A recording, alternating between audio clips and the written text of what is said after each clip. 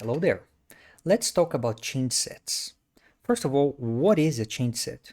Well, as you can see, it's just a function that lives inside shop.product.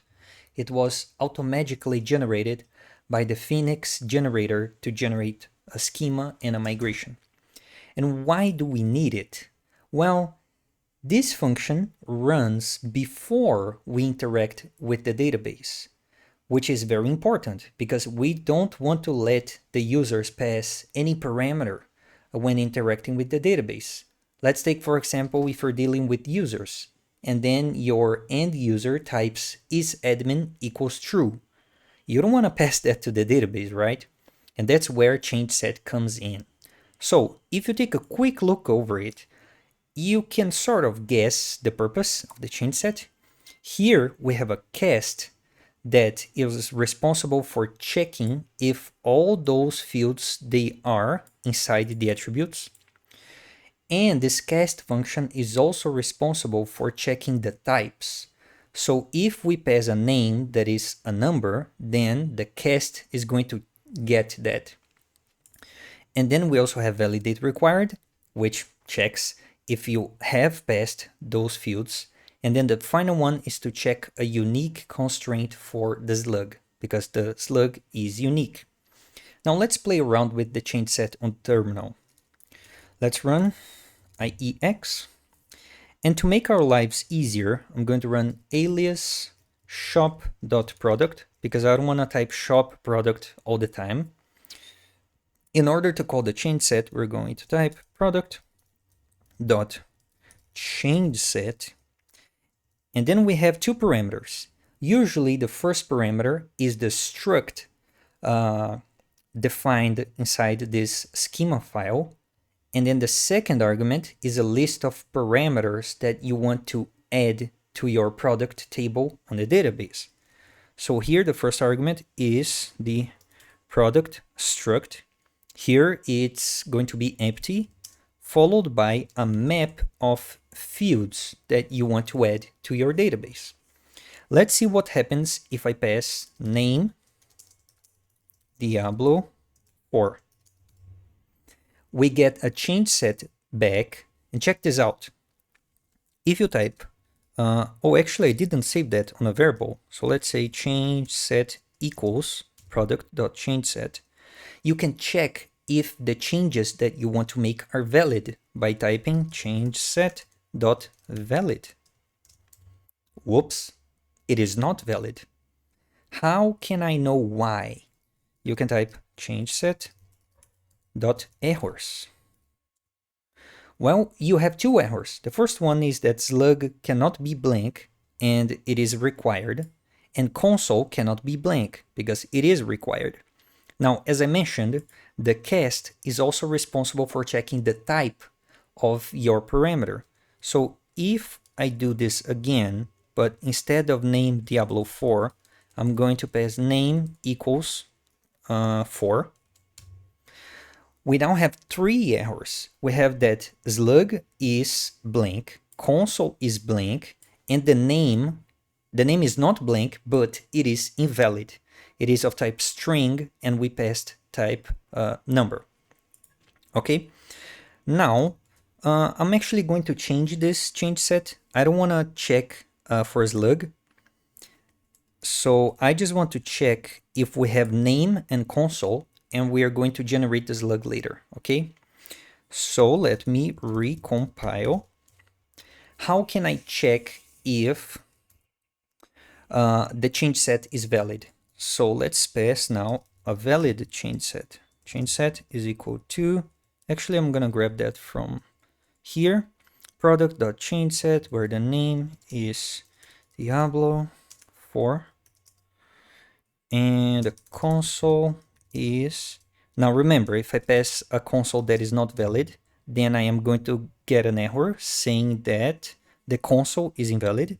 But if I say that Diablo 4 is a PC game, now if we type changeset.valid, we get true.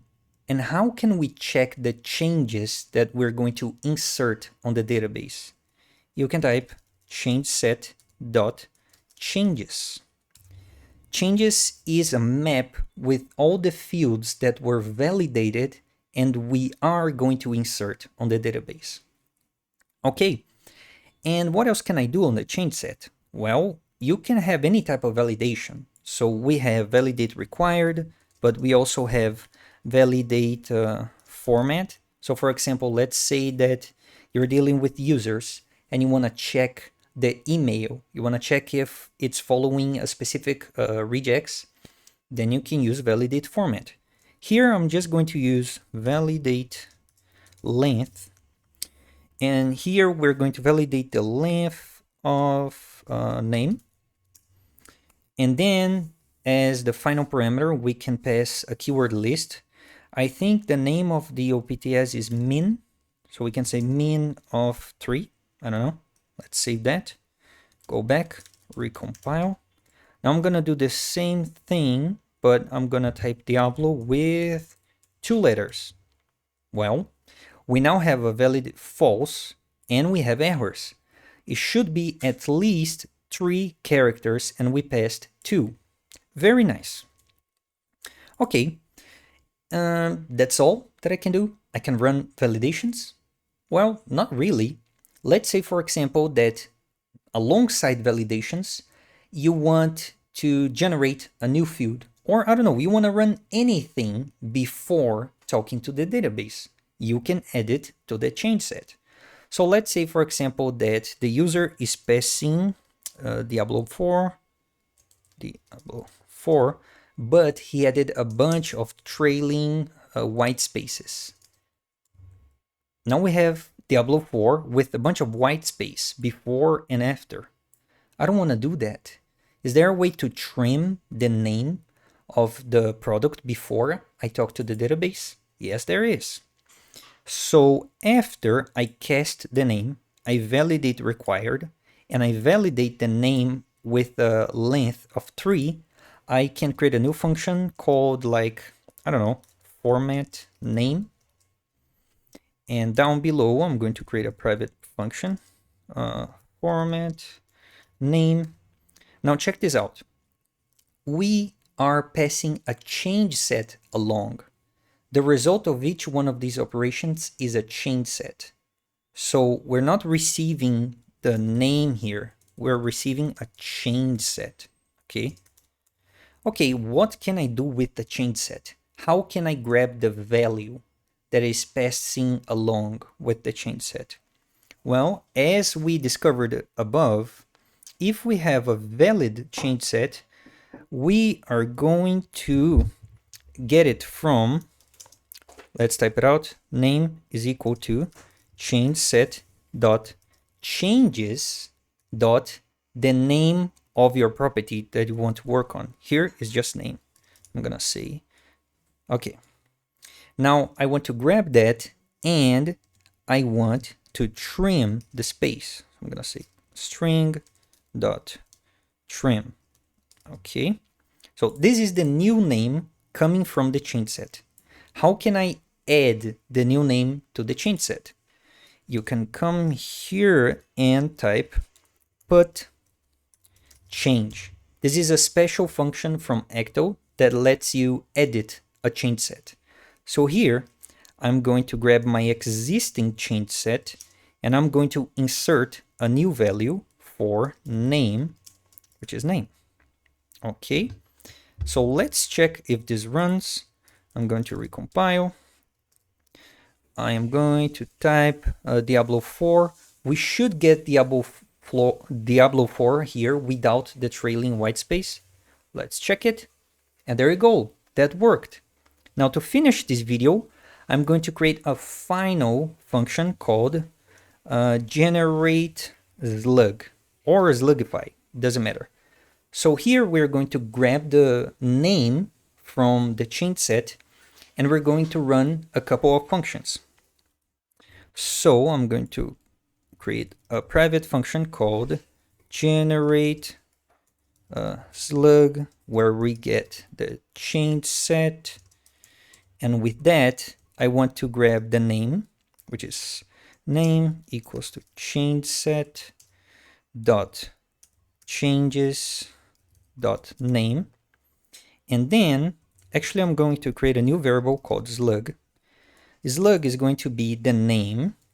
The first thing that we want to do is do a string dot downcase, and then we also want to do a string dot replace. We want to replace an empty space with a dash. Okay, this should be enough for our super simple e-commerce. And then I want to put this change inside the change set. Oops, change set. And then this is going to be the slug key with the slug value. Change, whoops, I typed that wrong. Change set.